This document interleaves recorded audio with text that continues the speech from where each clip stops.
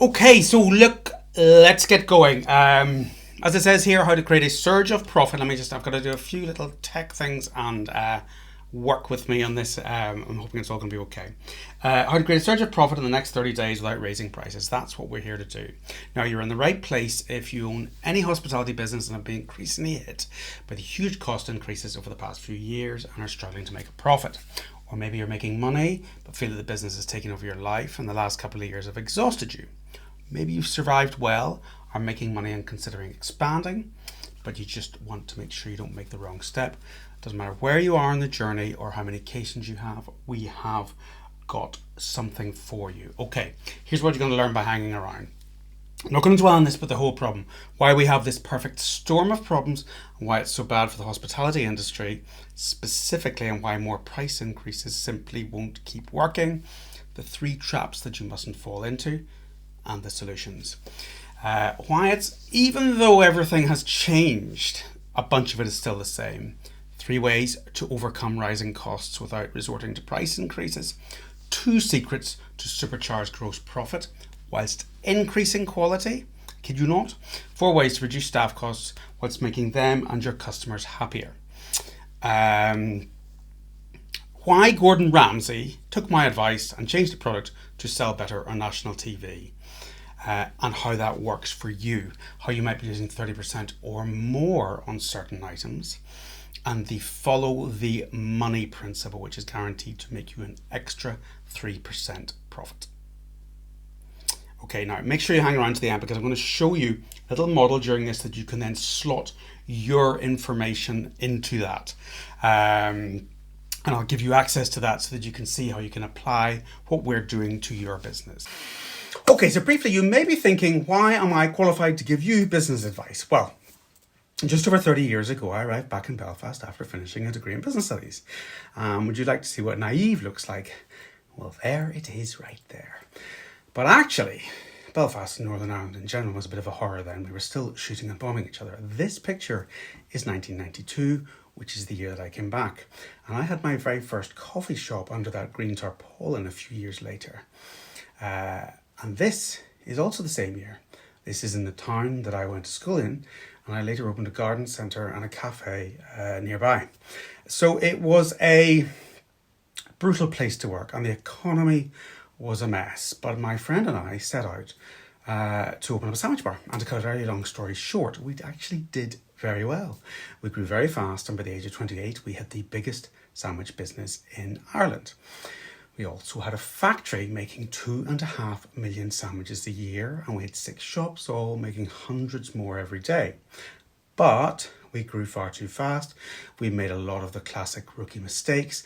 We didn't control our cash flow. We took on a really dodgy business partner and overly complex financing, which strangled our growth. And unfortunately, by the age of 29, it was all gone. Now, I'm not bore you with the whole story, but despite every single part of that business being profitable, we had to sell off all the shops to pay off this crazy financing situation that we'd signed up for. But we didn't go bankrupt, but it was close. And I tell you what, I learned a lot more through the growth and the subsequent collapse of that business than I ever did in 4 years at university. Losing a high profile business like that is a little humiliating. There's no point in saying otherwise. But the result of that was the beginning of an obsession, one that lasts to this day, to make sure that I know and understand all the pieces of the jigsaw of how those businesses work. And it became very clear that to me, despite a business studies degree and actually doing quite a lot of things very well, I did not know how to run a business like this properly. Right now things aren't easy, but back in Belfast then it was pretty complex too, and it was a fantastic environment actually to learn how to succeed, how to complete the jigsaw and run profitable businesses within very difficult circumstances. This obsession, and it really was obsession, which I meticulously documented throughout the way, was to work out how to make a success of these kinds of businesses, and it did turn into success. In the following 10 years, I set up and sold the following: 2 award-winning fish and chip shops, one voted the best in Ireland and both highly profitable, a pizza restaurant, a bar with a catering franchise, the largest chain of garden centres and cafes in Northern Ireland, for which we won multiple awards yearly and showed huge annual growth. I also employed nearly 1,000 people directly, sold over £10 million worth of retail goods, sold millions of cups of coffee, portions of chips, burgers, lasagnas, pies, scones, and myriad other food items. But 17 years ago, I decided to stop and move in another direction. I was employing 120 people at that stage, but again, I had business partner problems. My two fellow directors would bicker daily, and I was caught stuck in the middle, trying to manage and grow the business, as well as dealing with their petty problems on a daily basis. And the fun was gone, and despite the success of that business, I sold my shares and I left to become a consultant to this industry. And I wanted to apply what I learned to other business, and I wanted to take that obsession with creating a completed jigsaw and create a formula that could be applied to other businesses like yours. I wanted to build out the tools, the very tools that we use today, but they were not fully formed then by any means. So to keep testing this, I wrote 3 best-selling books on setting up and running coffee shops. And these have each sold tens of thousands of copies. I've been a lead speaker at Cafe Culture for 10 years now, the business speaker. I've had dozens of workshops, training events, and 1 and 2 day seminars and workshops. I've built training courses for staff and managers at the NHS, Coffee Number One, countless small chains and independent cafes. And I've even advised Gordon Ramsay live on Channel 4. And rather remarkably, he took my advice and changed the product that they were creating after my suggestions. And I'll explain later what that advice was and why it's really important to you too. I've worked directly now with thousands of cafe and coffee shop owners from all over the world, either in one-to-one consulting or through various online group coaching programs that we run. Now, why do I tell you all this? It is not to boast, because that would be pointless. It's to show you that the tools and what I teach is not something that has come out of running a couple of coffee shops or doing an MBA in business. It has come out from hard-earned, sometimes really tough experience and learning from the mistakes as well as successes. But forget about me. Let's talk about you and what you want for your business. So what I want you to do is I want you to think about how knowing that you have the solutions to any problems that you are currently facing would make you feel. Because much of what I'm going to be trying to show you here is that there is possibility, that I have managed to put together the pieces of the jigsaw, but it isn't quite as simple as that, because actually it's not the same jigsaw for everyone. What's really important to understand is that there are different and multiple solutions for each business depending on what specific problems that business is facing. This game does not have to be all about stress, relentless hard work, and very little financial return. So let me try and flick back to the iPad and prove that to you. Okay, so right now, you might be feeling a bit like this, a little bit like I did several stages during the career, but certainly when I'm talking about through the sandwich bar collapse. And there are multiple justifiable reasons for that, I don't want to dwell on this too much, but number of hospitality company insolvencies up 59% in the last year. There's a lot of bad information out there. I'm going to explain to you why that is such a big deal. As I say, we're not going to dwell on this, because what we've got is a perfect storm of cost of goods increase, in wage and labour cost increases way beyond inflation, energy cost increases way beyond inflation, and we have a cost of living crisis making everybody that bit more nervous. Okay. Now, the reality of it is the headline figure of 8.7% of inflation, May 2023, Office of National Statistics, doesn't come close to covering what the issues are in our industry. Because if you look at this, you'll see that the stuff that really matters to us, sugar, cheese, olive oil, eggs, flour, gas, what the inflation that really impacts us has wildly gone up. And that's why hospitality in particular has been so aggressively hit. Now, if you were just to increase prices, you're going to get so much kickback, because if you try to maintain the margin based upon all of those price increases, you would be needing to charge something close to £4.95 for a flat white that you were able to charge, say, £2.90 in 2019, or £5 for a croissant that was £2.50 in 2019. Now, the reality of that is this, as you very well know: the customer will say no. So what we're going to look at is the solutions to get around that. Now, this is what my business, well, it still is, but it's what it was, the model that I kind of came up with before COVID. What we do, or what I was doing predominantly, is helping people who were sitting round about this kind of level to get up here. And to be honest, it was relatively easy to do using some of the tools that I'm going to show you today.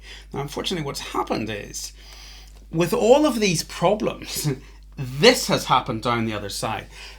We've had the profitability on every specific level has been decimated. Now, I'll show you specifically what that means. If you had a business that was doing something like £500,000, and this is the piece that I'm going to give you access to, a sort of an Excel version of this, to slot your own information into. If you had a business that was doing about £500,000 in 2019, if that business is still doing £500,000 now, the cost of sales has gone up a minimum of 5%, a minimum of 5%. The wages cost has gone up a minimum of another 5%. You've also then had, assuming your rent and your rates have stayed as they are, if you have rates, energy cost in many cases has more than doubled, but even if I just have it as doubled.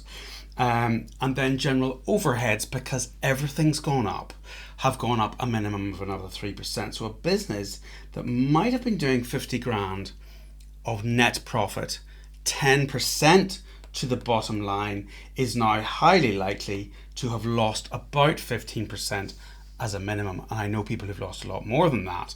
So you're dropping into the negative, and that's what we don't want, and that's what we're going to work on and show you the solutions for today.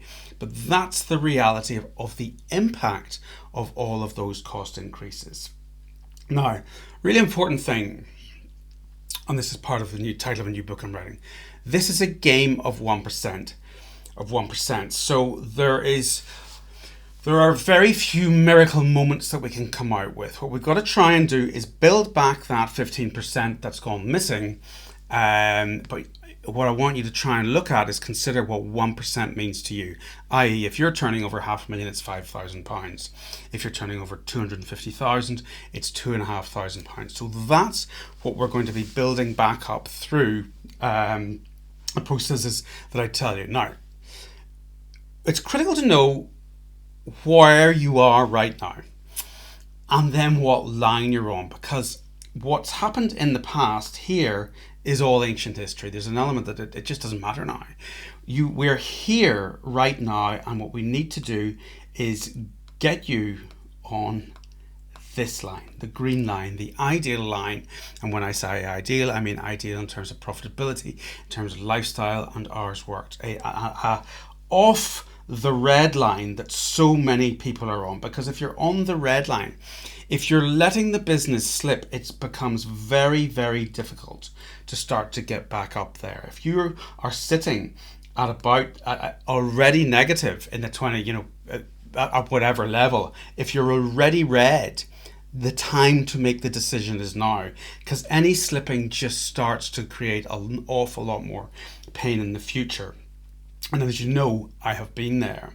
So you've probably seen this before, but it's this scenario whereby if your plane starts off in San Francisco, and it's 1 degree off, and this is, if you're off here, if you're 1 degree off, within 100 yards, you're off 5.2 feet. If you go from San Francisco to LA, you're off by 6 miles. If you go from San Francisco to Washington, D.C., you're off by 42 miles. If you're going to the moon, you're off by 4,000 miles. And this is about trying to do a reset to make sure that your direction and moving forward is in the right direction. So trap number 1, not to do, is to ostrich the situation, is to ignore what is going on and not take action. or expect it just to get better. Trap number 2 is to expect more government help from wherever. So this petition, very well meaning, that has been around to try and reduce the VAT to 10%. It's a trap to put time and energy into expecting or hoping for that to happen, because it's not going to happen.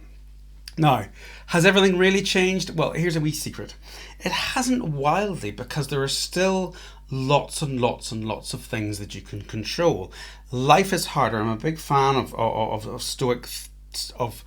stoicism, and I love this quote by Seneca. It's not in our control to have everything turn out exactly as we want, but it is in our control to control how we respond to what happens. Now, what we want to try and do, you want to think about your business not through the lens of what's happened in the past, but what are the ways that you can be driving new sales for new customers by increasing average transaction value via 1% and by getting people to come back more often, and what are any extra revenue streams. Now, obviously, we're not going to cover all of those, but I'm going to show you a fair bit. And then what can we do to individually drive down the cost of sales, to drive down our wages, and to drive down our energy costs without annoying staff. Now, the way that I've built, actually, because, 14 odd years as an owner operator, and then getting close to 20 now as a consultant, you learn very quickly that you want to be trying to build frameworks and solutions and tools. So what we think about is we've got to create a new set of foundations. It is sort of a new set of rules, a new set of foundations, and then frameworks to view the business so that we can then improve it. Okay, so the 4 sales framework is one of those. Now, under me there, that says attention.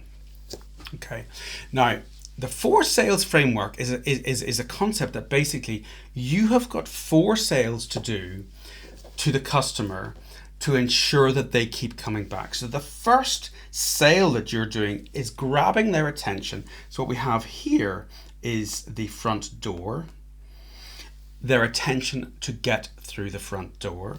The second sale is the brand sale, and that's essentially the sale which is I'm in the right place, so that they feel comfortable, so that when they get to the counter, the product sale is higher. You've then got to sell them on what you are selling, and that includes your people. And then finally, you have to sell them on coming back. So this as a tool for training staff is very beneficial, but there are multiple variables within each one of these. And what I want to do is show you some of the stuff within the attention piece, first of all, so that you can start to look and consider the fact that there are possibilities. That's what I'm trying to, as much as is possible here, show you that there are multiple possibilities to be improving your sales, but more importantly, the profitability. So we have an audit process that we do within the business. Now, the attention audit is an audit of your main signage, the A-frames, your windows, your door, your awning, alternatives to A-frames if you're not allowed them, internal window signage, and identifiers, which are tables and various things that you might have outside. And each one of these has a number of variables. Now, each of those variables either increases or decreases, if you don't have them, the likelihood of somebody coming through your front door. And that's either a new customer or even reminding an existing customer that you're still there. Now, when we have worked through all of these in various forms, as I say, over decades now of both my own businesses and with clients, these are the sorts of the maximum increases that you can expect to see. Main signage, we've had 50% increases. A-frames, we've seen 30% increases in overall sales. Window signage, 10% increases. Door signage, 5% increases. These are all quantifiable. Awnings, I've seen put 20% onto sales. Alternatives, we have a whole piece of training called 19 alternatives to A-frames. And people, sometimes if they can't do A-frames, can actually use a lot of other arguably better tools to grab that attention. And overall, there are 53 variables And that's just the attention sale to get people through the front door. So as I say, this is about showing that there is possibility to get more people through the front door. But let's not forget, that's just one of our sales. So there are dozens of other variables at each sale. So the question is, are you maximizing all of those? Because if things are tough, which they are, you've got to just unfortunately be more flexible, but also work harder at that detail. But the results are out there. So maximizing that 4 sales framework amongst various multiple other things that you can do gets money in for new customers, increases your average transaction value, increases the likelihood of return, and increases the likelihood of you then being able to sell something else, retail, catering, whatever, evenings, something like that, through to those customers. So it's about possibility for more sales just by working harder at that piece. Now, in life, we are all sort of trying to get from A to B in some form. And that could be myriad different things. It could be losing weight, could be getting better at sport. So going from A to B is never quite as simple as Nike say in terms of just doing it. There is always some form of gap in the middle. And what I have sort of consistently regarded what I do over the years is helping people to find the gaps and fill the gaps. So if we take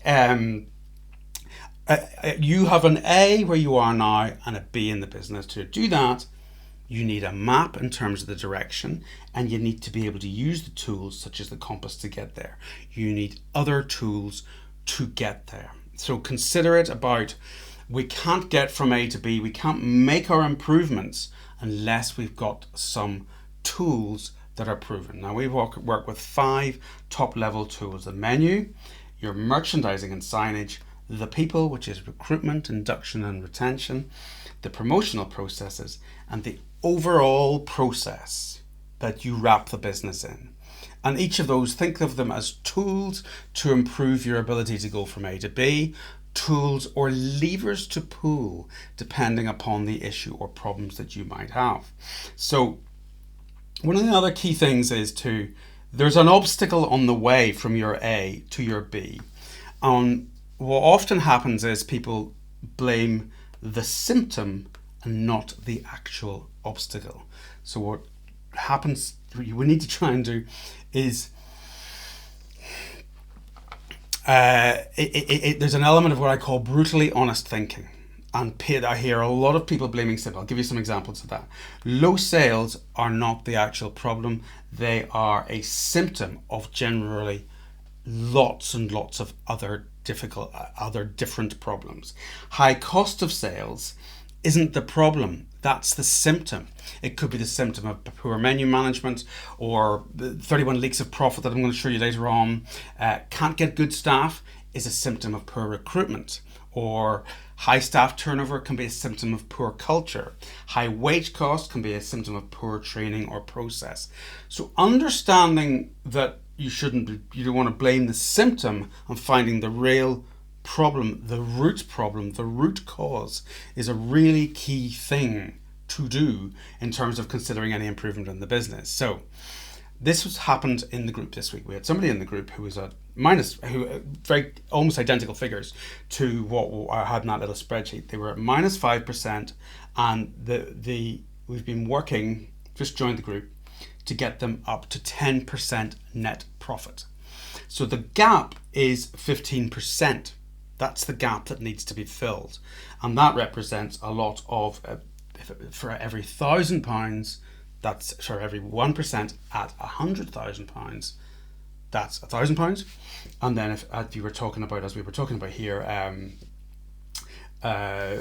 £500,000, that would represent £5,000 per percent.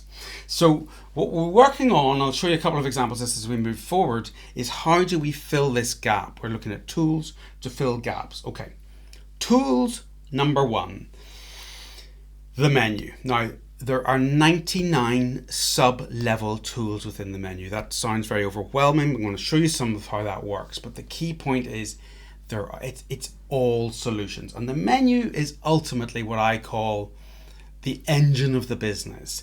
It's actually the biggest driver that you've got in terms of sales and profitability.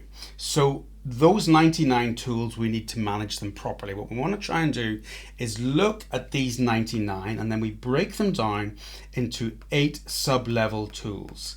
And each one of those, such as language, lots of different, such as language design, the principles of the product, your outcome is increased sales and increased profit. So we're going to look at menu first as a solution, and the first solution is price perception and what we call the big 5. So there are 5 specific variables that you have in terms of what the customer engages with when they are trying to, or when they are eating with you. And that's 5 flavors, 5 textures, 5 colors, 5 broad-based levels of presentation and language. Okay, now we can't go into this in all detail, but if you properly manage the colors and the way that you present your food, we have seen increases or the ability to increase price by up to 35%. If you balance your flavors, sweet, sour, salty, bitter, and umami, we don't have quantifiable results of that, but that's when you're sitting in a cafe or a restaurant thinking, actually, this all works well together. Same thing with textures.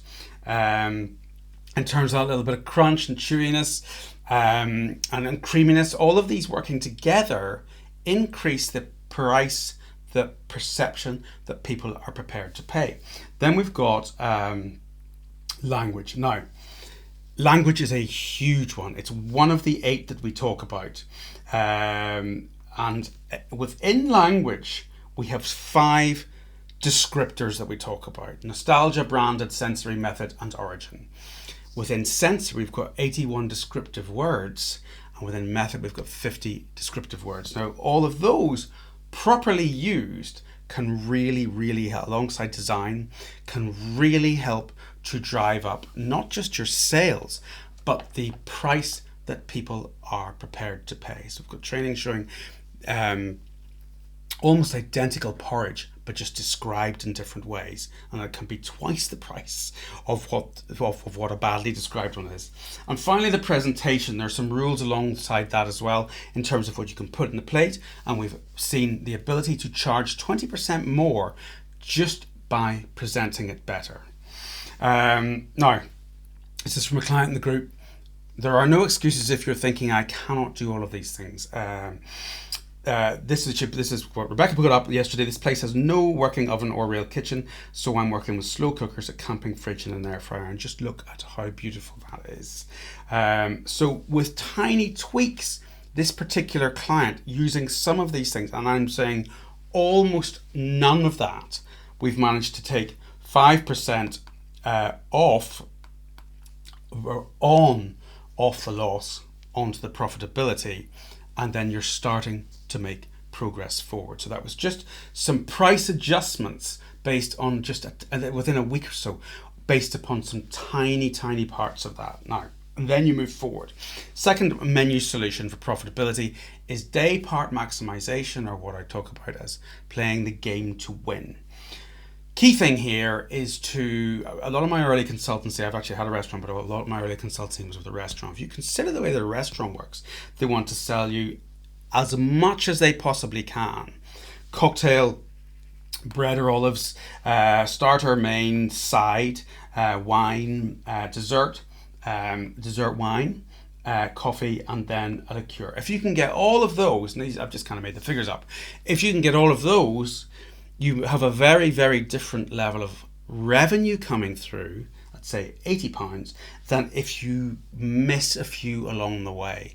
So day part maximization, so you can see that it's £32 at the bottom versus 80. Day part maximization is about moving that principle into our game. So for breakfast, morning, lunch, afternoon, and post work, we all have, depending on your model, there are targets that you want to go for. And where I've got them lined up in green are the ones that you can get the really big benefits from, both in terms of margin and additional sales. So that first D that I'm talking about in the lunch section. So lunch section is savory lunch plus, these are the targets. You've got to try and get as much as this. It's very rare that you would get all 5.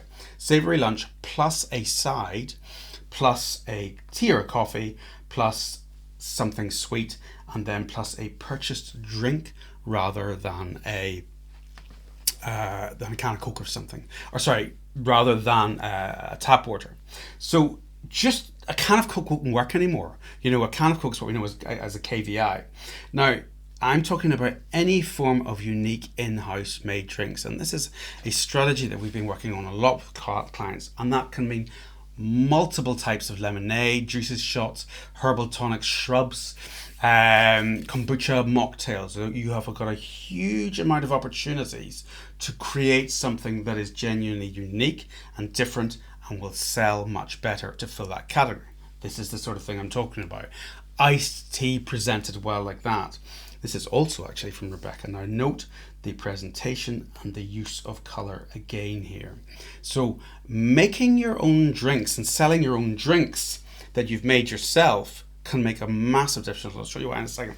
Going on a slight detail, let's take merchandising and signage. Top level tool. One of the sub tools in that is the way that you display this. So this was a picture I took, and unfortunately this business has gone out of business since I did this. These are shots. As you can see, there's no name and there's no price. They literally just sat there because I was doing some work there, and I watched nobody was buying them. So there's no point in putting something on the menu or merchandising something or creating something unless you play the rest of that game. So I digress, but it's part of the whole merchandising process. Now, if you make your own drinks, here's normal drinks, easy to do. You get them off the back of the lorry, buy them. KVI, known value item, and therefore people will only pay so much, and low margin, but it's all very easy. If you make your own drinks, high margin, which gives you more profit. A unique identity, which improves your brand. It gives you what I call also the make a detour. People will think about that, think, oh, that's the only place I can go to get that drink. You can sample them in store, you can sample them in the street, which builds average transaction value and loyalty. It builds your ability to get new customers. It's delicious, so you just get increased sales. People will socially share, which can get you new customers, or it can also socially share and get you to remind existing customers. Now, key point, nobody has ever shared.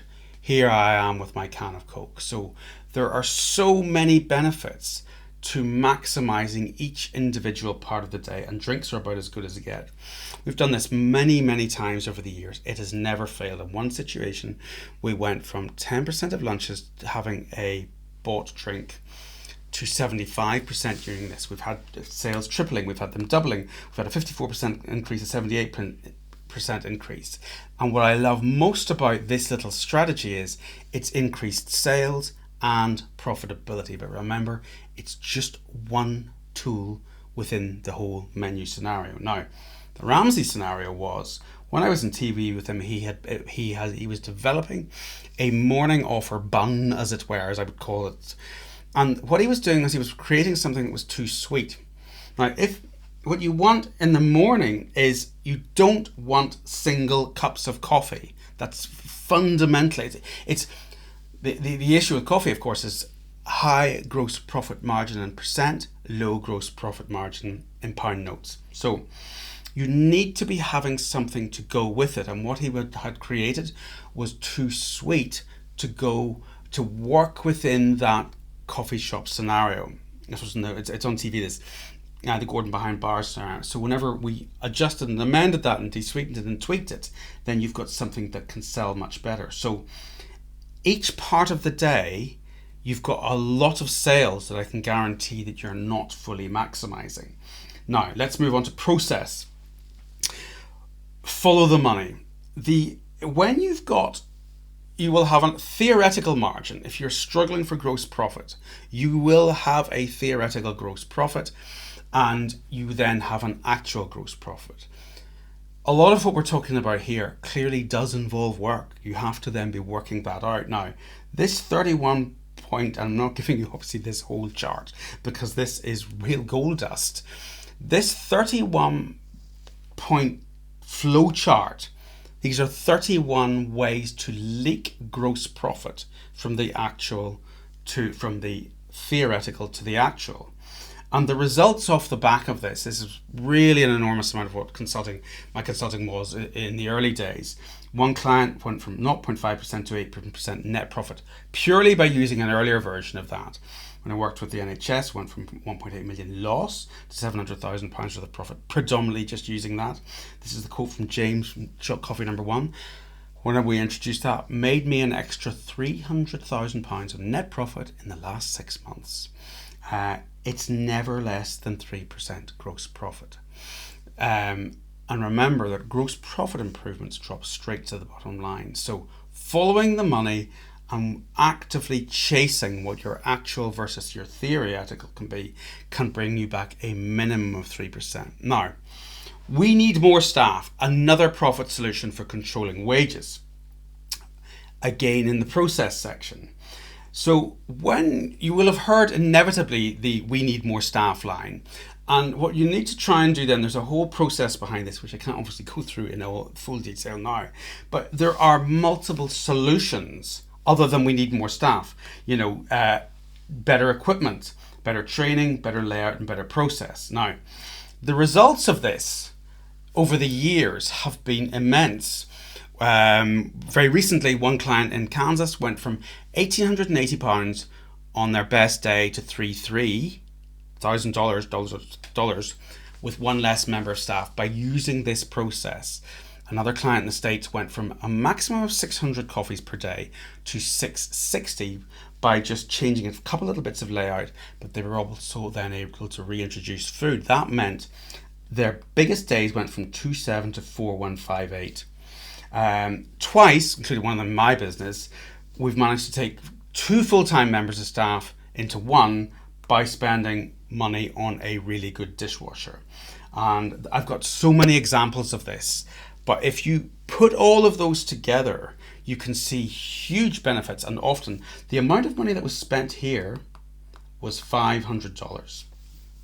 So when I had my sandwich business, we were doing 2.5 million sandwiches per year in the factory and with the shops as well. Now, that little Victorinox tomato knife, which we'd not been using, as we've been using an old-fashioned bread knife like that, when we moved to this, we were able to do over 2.5 million sandwiches. We were able to more accurately cut a tomato into 5 and do less damage to it so that it held together better. And the increase in profitability over 2.5 million sandwiches a year, when 95% of sandwiches had tomato in it, was £40,000 of extra profit. So it sounds crazy, but that is the sort of benefit that you can get by really working around just the equipment side of it. And as I say, you don't have to spend a fortune. Now, spending money can help, but when you do this properly, you will always, the process behind this, where you involve the staff, you'll always end up with happier staff. Then you've got happier customers because the staff are treating them better.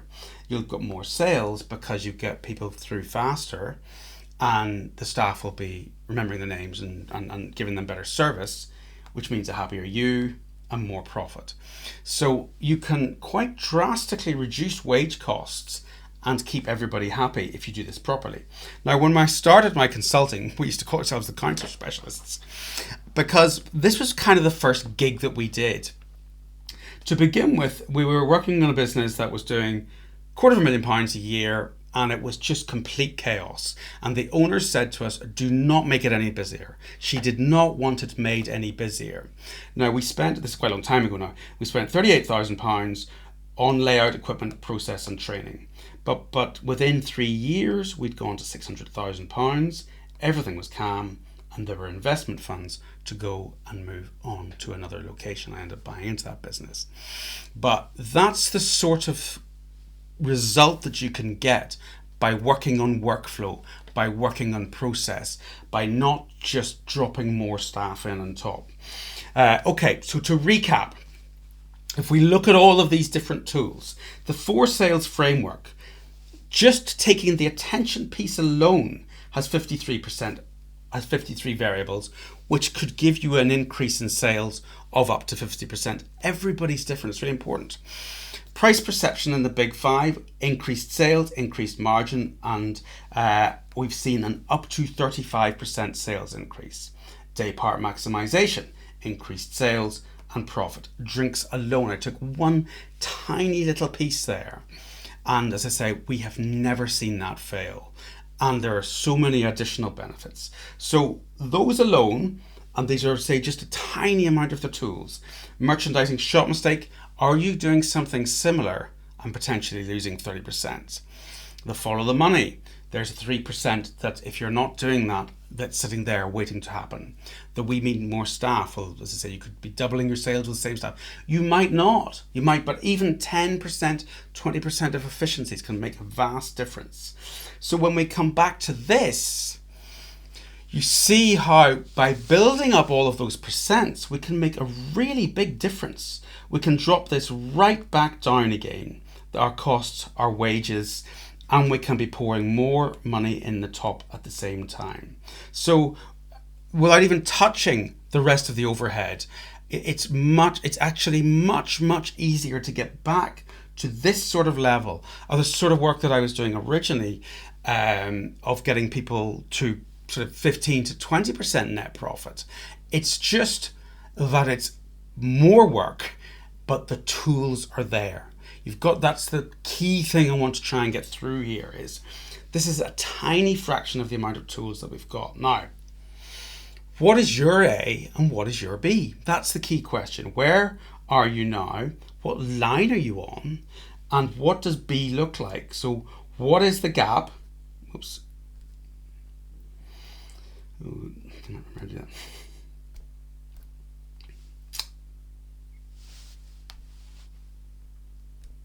Just try and pull it through. That was good. So,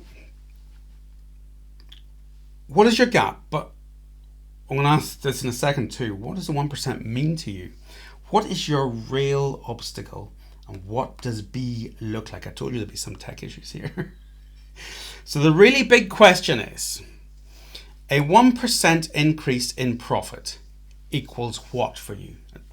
Get that number in your head. If it's 1%, it's 2,500 or 5,000 or 10,000 or 20,000. That's what you're trying to rebuild back. And then how many of those are you let slip? So please remember, this is not just theory. This is exactly what I did in my own businesses after learning the lessons the hard way. But they've now been developed, improved, refined, and proven over nearly 20 years of working with clients. And these tools and principles work if you've 1 site, 10 sites, or hundreds of people working over dozens of sites in various markets. So what's all this about? Well, it's about getting control back over your business. It's about finding those 1% in dozens of ways and feeling confident that you can keep growing sales and reduce your cost of sales as well as your wage costs despite the relentless cost increases. It's about creating a business that doesn't require you to be there at all times. Now, I'm not sure why you showed up today. It could be because your business simply isn't making money. It could be because you're exhausted and simply can't see how you'll ever return to profit. It could be because you're expanding and want to create a new, more solid base for the future. But I hope that you really do get this one thing. These tools really work. We have tried, tested, and proven solutions to the problems, the real problems, not the symptoms that you and your business face. These tools, these frameworks and strategies have utterly transformed the lives of so many of our members, but there's no point in saying otherwise. It is tougher now than I've ever seen. And the need to take action and not slip down that red line that I was talking about is more urgent than ever, because inaction now will only cause real pain. The insolvencies are relentless, and that's because the problems and cost base increases are real. Now is not a time to sit back and consider taking action in a few weeks, but using our tools and critically the support to help identify the correct ones to use, we have many members performing exceptionally well with record sales and record profits, and we have members who are expanding and opening up new revenue streams within their existing businesses. On the group call just last week, we had 2 members reporting record sales. Firstly, Ruth is up between 10 and 30% per month this year compared to 2019, her last good year. But crucially, she's opened a third less than she was before, has totally removed herself from working on the floor, and the actual measurable footfall is 50 to 60% less than it was before COVID. So she's much busier, much easier opening hours, much less working hands-on, and much more profit because she's improved her margins a lot through menu work. Or take another member, Hovig. He only joined a few months ago, and one of his biggest problems then was being able to take any time to work on the business at all, because he felt he simply couldn't take any time away from the day-to-day work or it would all fall apart. But we quickly showed him how to do that, and he has worked really hard on a number of key areas. Now, the result last week was his best week ever. Record sales, and he wasn't even there. He was in Los Angeles and his cafe's in London. He was 9 hours time difference away, and everything worked smoothly. This was unthinkable before he joined. So the obvious question is, how do I apply these tools to my business? Well, you have a choice. You can do it slow, using trial and error, taking some of what I've shared today, or you can do it quickly, using our full Business Club 5-tool strategy. Now, everything we teach is designed to be easy to use and implement. We've also re-recorded everything in the last year so that it's basically designed to be used by managers, supervisors, and your whole team. And that's partly why Ruth and Hovig have had so much success. And I'm a big believer in the Einstein quote: everything in life should be made as simple as possible, but not simpler. To that end, we have videos, templates, checklists, spreadsheets in different formats, planning documents, mind maps, but it is all in simple, easy to use format. It's designed to give you the solution, every single thing that you need to get from your A to your B, but it's not designed to overwhelm you. And the real magic of the club is not all the training and content. It's about the ongoing support and direct input from me to help provide you with a specific plan for your business right now. But it is also about all of the support from the other members who are testing, trialing, implementing, and feeding back their results into the group. So, what exactly is it? Well, it's an online group training and coaching program which covers in great detail every single one of the top level tools with multiple case studies. So, for example, you don't just get all the 99 menu tools in video, text, templates and checklists, etc. You get worked examples from previous and current members. And every week we've recorded Q&A, so even if you can't make that, it's a tremendous resource in terms of wins from others. And each call starts with members sharing wins, and there is real gold in these because they are what is actually working right now for the others. We also have a monthly theme dealing with what is most pressing right now with extra live sessions to support that. This month, it's about reducing energy costs. Plus, we're going to go even deeper with more support and planning for the next 6 months in a live session, not just more training. And when you join, I personally review your business. After you've filled out a brief questionnaire, it'll take about 15 minutes or so, I'll review and dive deep into identifying what your critical issues are, and then I point you towards the specific tools that will help you get the fastest results. Okay, how much will it cost me? Well, it is a tiny fraction of what one-to-one consulting costs, and it is a tiny fraction of each 1% that you will be saving. To join the Business Club costs just £147 per month, or we have a special deal with yearly membership with a saving of nearly £300. Now you can see how it's 100% in my interests to get you rapid results. My job is to get you your full year's investment back within 1 month, and you'll be amazed at how easy that is to do. But you don't have to take my word for it. We want to make sure you have no risk, and that's why we have a full 30-day, no questions asked, money-back guarantee. Okay, so to sum up, if you want a better business with more money, for less effort. There is simply no better system or training out there. There is nothing comparable anywhere in the world. It's exactly what I needed when I was building my own businesses. It's exactly what I needed to have to prevent the collapse of my sandwich business. And you get everything immediately. Nothing's held back. And with a few tricks that you'll discover in the first week, which will pay for your whole year, not just 1 month. And you get my personal attention and support, as well as that of the other members, via the weekly calls and our private group. Plus, it's all guaranteed. And if you're not happy, as I say, for any reason at all, just ask for your money back. So click the link below.